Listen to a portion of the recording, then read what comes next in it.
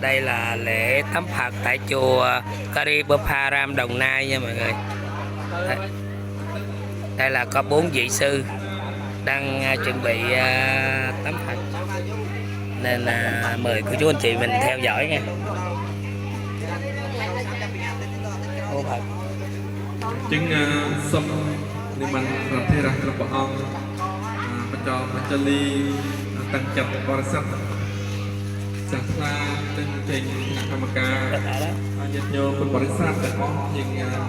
ตั้งจับไว้บ้านสะอาดจากบริษัทรักษาเพียรเทียบงานเป็นใบหนึ่งทุกพิธีนมัสการ